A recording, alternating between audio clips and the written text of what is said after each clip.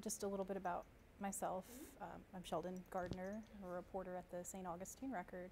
Been doing it for about more than 6 years now, and I've covered different beats. I've covered the police beat and covered courts, and now I cover City of St. Augustine Beach and City of St. Augustine, and so my experience in gathering records has been somewhat different depending on the beat. I request records more, I think, now that I'm covering city government, but when I covered police, it was still a routine thing back then, and still is even more now. When I covered police, I routinely requested police reports. It's very useful in getting some of the background about what really happened at the scene, or what the police say about what happened at the scene. And covering city commissions, I request all kinds of things. For instance, I've recently requested information about salaries, about the number of sewer spills in the city from Hurricane Irma and Matthew.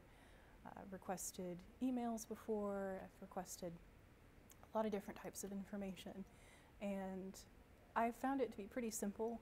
I haven't had really many challenges with getting information from the places that I need to get information from. One of the biggest challenges is that I've experienced is the cost sometimes, because if your request is extensive enough that it's going to require the city or whatever agency you're asking the information from, if it's going to require them a lot of time to look through the records, to compile the information, they have a legal right in Florida to charge a reasonable fee to cover that cost.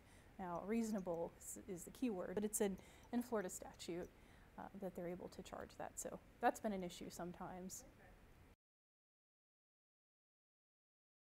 It was a while back when we were searching for information about the 450th anniversary. There was a big celebration here a couple of years ago, and I got a lot of emails from city officials, and it's not really complicated, but sometimes it can take a lot of time for them to get the information to you if it's a big request, like, a year's worth of emails.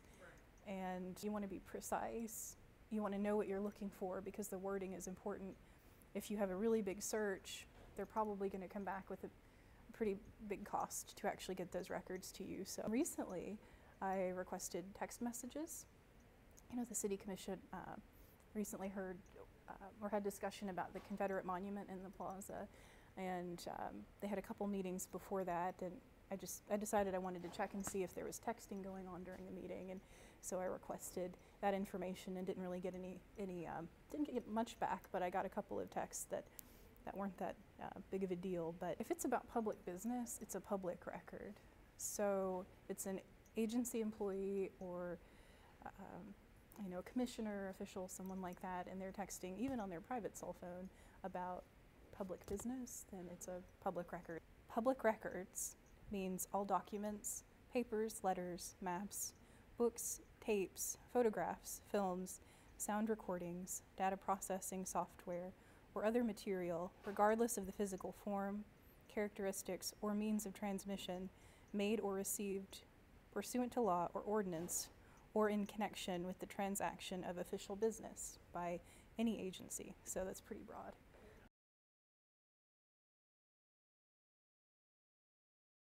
Yeah, it came up. I use Facebook a lot. I use Twitter too, mainly for just keeping tabs on what's going on. Check on public officials. The mayor has a Twitter account. Some of the other commissioners have Twitter accounts. The cities have Twitter accounts.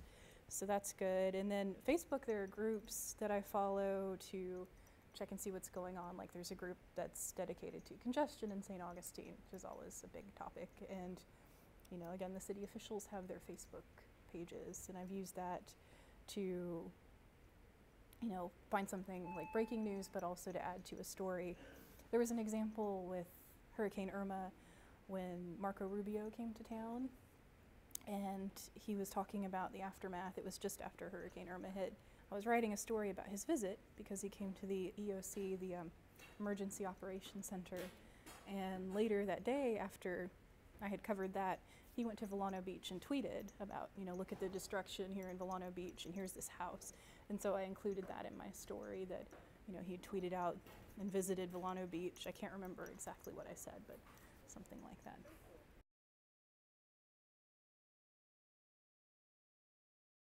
Well, most of my requests are either done over the phone or via email. They're usually not super formal. I mean, I'll send an email that says, please send me a list of all the sewer spills in the city for the past year. And it can be any kind of thing, but that's usually how it works. Is I'll send an email, make the request, they get back to me and say, we've received your request, we're going to review it, and if there's any fee, we'll let you know.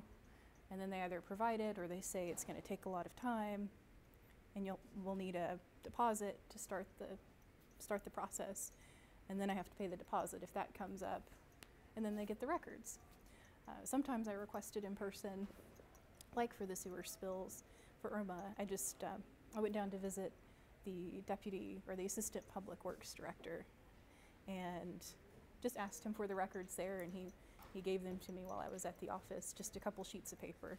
So there are different ways you can do it, but usually it's in writing. It's in writing, it's official then, and they have to respond, regardless of who you are. They don't just have to respond to me, the reporter. I don't have any greater access to public records than you do or than any other person does. So they have to respond to every public records request, and you can do that via email.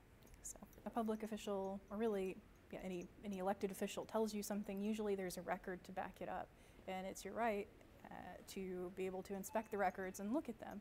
And oftentimes you'll find through reviewing the records that there's more to the story. So I encourage people to do that. Just request it is what I would say. It's their job to know what's exempt, and so just ask for it. Ask for it anyways. Other than the Florida statute, which lays out all the rules for, what records are records and what things are exempt, because there are exemptions.